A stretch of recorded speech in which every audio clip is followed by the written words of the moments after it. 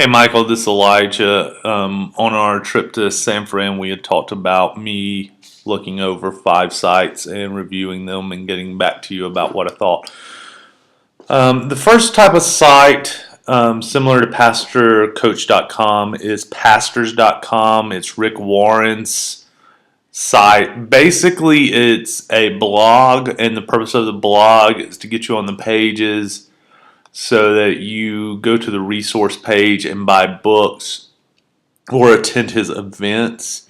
So if I went down here, there's 4 steps to reversing burnout. I would click on that, and that's not coming up. But well, here it comes.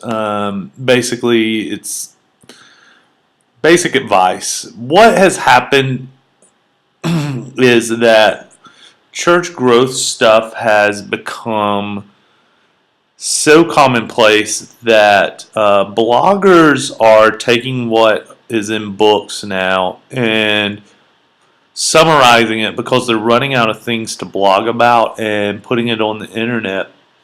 So that basically any idea that 10 years ago you had to buy a book for is now available for free on blogs.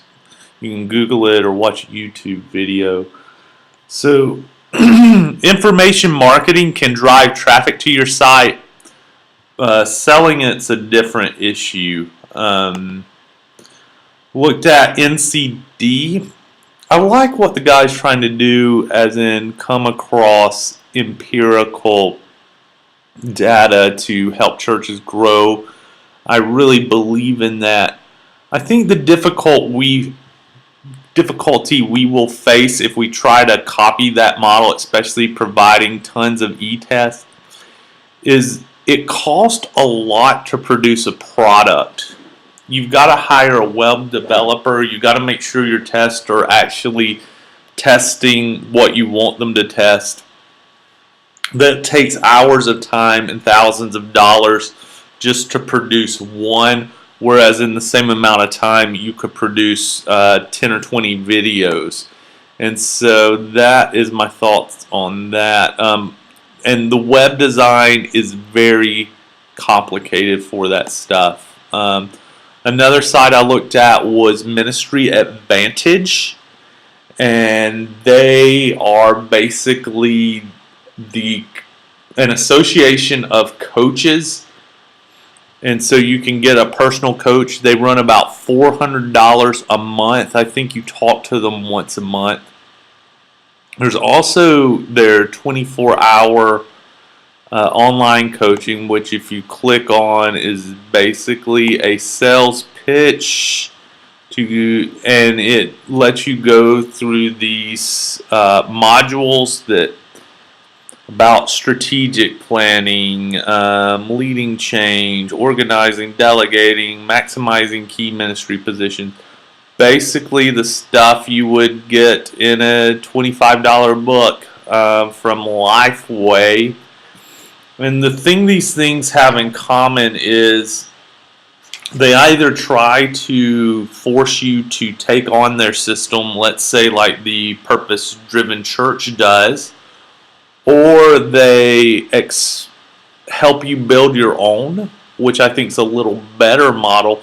But the problem is they give you the material and just leave you to do it on your own. And for most pastors, that doesn't get done and it doesn't get implemented. And I think that's a market advantage. If we work with that reality, we can leverage it to find a solution for pastors. Another thing I really like, this is called Ministry Grid. And what they do is they offer training at every level: adult ministry, how to lead Bible studies, church planning, church administration, discipleship, missions, you name it, pastors and church leadership. And what you can do is you can force a volunteer to watch certain videos in order to train them at their house. And that saves you from having to train on a weeknight or a Saturday. So they can watch a few videos. You can track when they're done and then them come in and you start your own personal process. I believe it's the case also that you can add your own videos so that you can create a personal site for your church, which I thought was cool.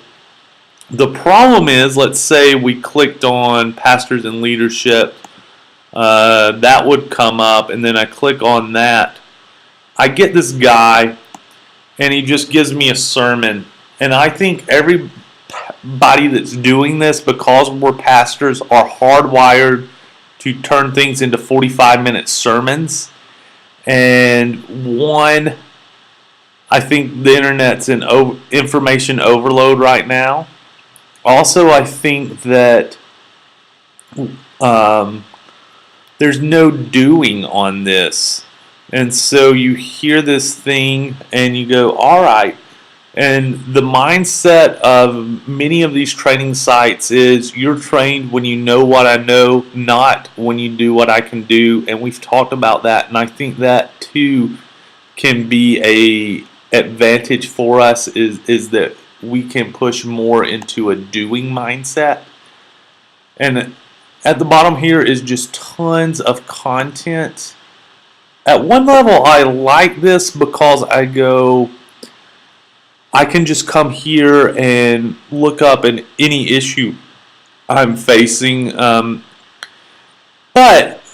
at another, I feel this is just overwhelming, and will people interact with it over the long term? I don't know. What are the prices?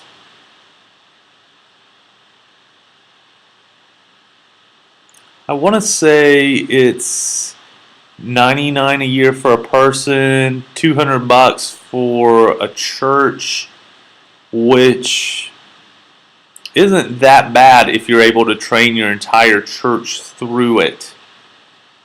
Another site, these intro page, is it looks very fresh and new. And that just communicates to me that they're really thinking through their process. As a potential buyer, I really like this. What makes Rocket Company different than Ministry Grid? Ministry Grid's about training the entire church. This is about offering solutions to pastors' problems. So there's a preaching portion, there's a giving portion, there's a volunteer portion. I'm sure they'll have more. So if you're having a problem getting volunteers, you sign up for that, and they take you to this page. It turns out you get a free 14-day subscription, and then it's $99 a month after that. And there's a video here and some stuff to do down the page, like a volunteer survey. So they're trying to do process. And once you complete that, if you had paid the money, you can do stage 2, how to structure your volunteers, stage 3, involving people in ministry, 4, training volunteers and whatnot. The thing that I look at this and I go, one, I listen to this guy talk and I think to myself, he's teaching me the biblical foundations of ministry and getting volunteers in ministry. I know that already. Most pastors know that already. I feel this video could be turned into a 3-minute video instead of a 45-minute one. And I feel that is one of the weaknesses of the market, is pastors are trying to teach these things like sermons. And I think people just want the essential ideas that transform them and then to move on. The second issue with this site is they are trying to get you to implement their system style. And I think in charismatic churches, implementing a system takes a little more effort. For one, there's a lot of people who think anything systematic automatically stops the Holy Spirit from moving. And so you have to handle this with kid gloves. Secondly, there's no personal development in it. There's no, like, this is what a pastor needs to become. And I think that's more foundational. I think that's why most systems don't get implemented is pastor reads a book and he goes, that's a great idea, and tries doing it, gets the team on board, and then doesn't follow through. And so developing the person, I think, is a big deal. And this site didn't have a number to call. And it feels like when I see that, they don't care if I win. Like, they want me on their mailing list, they want me to buy their product, but don't care if I apply it. And I think that's a market advantage. And so, in my opinion, the market is screaming for people to turn information into transformation for pastors. It's kind of like when the computer market moved from Windows to Apple. Is in Windows you could do everything you wanted, but there was just so much information, it got bulky and cluttered. And I feel like it's leaning more toward give me something that's simple and clear and does what I want it to do. And if we take advantage of that with Pastor's Coach, I think we will do well. And I think we do that through asking just same good questions over and over again. Are we making doers or knowers? What's the essential idea here? How do we eliminate the non-essential? How do we take people through a step-by-step process? And if we do that, I think we'll be the market leader.